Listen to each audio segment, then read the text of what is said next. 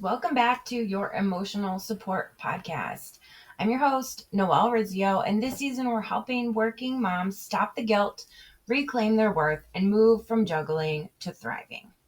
Today's episode is one I know so many of you have felt deep in your bones. It's called Who Am I Outside of Everyone Else's Needs?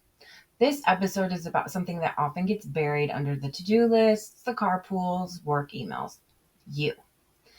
The you who existed before the titles, before mom, before manager, before everything to everyone. We're going to talk about why it's so easy to lose yourself in motherhood and work, how to start reconnecting with who you are underneath all the roles, and a few simple ways to rediscover your identity one moment at a time. Before we dive in, I've got something really cool to share with you guys. If your inner critic has been extra loud lately, I've got something just for you. Join me for Quiet Your Inner Critic, a 1-hour live workshop designed to help you recognize that nagging voice, understand where it comes from, and finally turn the volume way down. You'll learn practical, evidence-based tools to replace guilt and self-doubt with compassion and confidence. If you're ready to feel lighter, kinder, and more like yourself again, grab your spot and join us. The link's in the description and on my website, noellerizio.com/courses. Okay, let's start with a truth most moms never say out loud. Sometimes we don't even know who we are anymore. When you become a mom, and especially when you're juggling work and home, life starts to revolve around everyone else's needs. You start to measure your day by what you got done for other people. Did everyone eat? Did the project get finished? Did the kids get where they needed to be? Somewhere in there, you started to disappear. You go from being a person with passions, quirks, and dreams to being the one holding it all together. Even though you love your people fiercely, there's this quiet ache underneath it all, a whisper that says, "Where did I go?" That whisper is your self-worth calling you back, because the truth is you are not just what you do for others. You're not your productivity or your patience or your people pleasing. You are still you, and she is waiting to be seen again. It's not that you forgot who you are. It's that no one told you you'd have to keep redefining yourself. Life changes. Motherhood changes you. Work changes you. Relationships change you. But what happens is we get so used to performing all of these roles, the mom, the employee, the partner, that we forget we're allowed to evolve outside of those roles. And sometimes rediscovering yourself feels scary, because if you ask, "Who am I really?" you might realize you want more or different priorities, different boundaries, different dreams. But that's not selfish. That's growth. It's permission to become again. I talked about this a little in the last episode, that once I became a mom and a wife, I lost a lot of who I was. I didn't feel like me anymore. I just felt like I was my roles. My friends would want to hang out. They asked me what I wanted to do, and I didn't even know. I didn't even know what I liked to do anymore. It was either that or the decision fatigue that made it impossible for me to decide. I felt like every part of my everyday was about doing something for someone else, not for me. I wanted to be more present, more focused on myself in the here and now. So I started guided meditation, and it was amazing. I know it's not for everybody, but if you try it and you like it, it can be life changing. I would just take about 10 to 15 minutes in the evening, shut the door, use an app on my phone, and really center myself. That's when I realized I had to start doing more things for myself. That's when we started planning those girls' weekends I talked about in the last episode.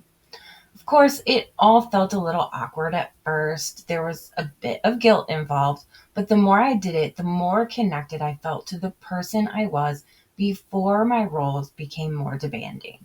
My identity began to include Noelle again, that person who had all of those dreams and hopes and aspirations before I became mom. That moment reminded me that I'm still here, not just someone's mom or wife or coworker, but me. And she's worthy of time, attention, and care. All right, so let's talk about how do we actually do this? How do we start rediscovering the you underneath everyone else's needs? Here are a few small but powerful ways that you can do this. First, you need to ask yourself, what do I need today? It sounds simple, but when you've spent years putting everyone else first, this question can feel revolutionary. Don't overthink it. It might just be quiet or movement, laughter, or a nap. Your needs matter too. Try journaling without judgment. This is where my self journal prompts for moms comes in. It's designed to help you unpack what's been buried underneath all the roles. Prompts like, when do I feel most like myself? What did I love doing before life got so busy? What am I craving more of right now? You can grab that free on my website. I'll share the link in the description. But then also do something that has no purpose other than joy. Not because it's productive, not because it helps someone else, just because it lights you up. Dance, paint, walk, blast music, go thrift shopping, whatever makes you feel alive again. Sometimes I will just tell my husband and my son, I need to go for a drive. I'll get in the car, I'll blast my 90s playlist and just drive around for a while, belting out 90s tunes. It's very cathartic. The main thing is to speak to yourself kindly, okay? Reconnection starts with compassion. You're not broken for losing yourself. You were busy surviving. Now you're remembering. So remember that inner critic, that inner Nicole, right? We need to talk to ourselves kindly. So, what happens when you do find yourself again? Here's what I want you to know. When you start reconnecting with yourself, everything gets lighter. You start to show up in your relationships with more authenticity. You stop saying yes out of guilt. You start doing things that make you proud, not just busy. And your kids, they notice. They see a mom who's whole, not just helpful. They see what it looks like to value yourself. And that is one of the greatest lessons you'll ever teach them. So here's your gentle reminder for today. You are not just what you do for others. You are a full, beautiful, complicated, creative, worthy human being, and you deserve to know her again. If you want some guidance to start, don't forget to grab my free self-worth journal prompts for mom. And if you want to really dive into that Nicole, that inner critic, and do some work on her, sign up for my workshop. It's going to be February 3rd, sometime in the evening, and spots are filling up. So go sign up on the website. Next week, we're going to dive into confidence versus self-worth. Why you can feel capable, but still not enough. It's going to be a perfect follow-up to this week. Until then, give yourself permission to exist outside of your roles, because the world doesn't just need what you do, it needs who you are. I am so glad you're here. I'll talk to you next week.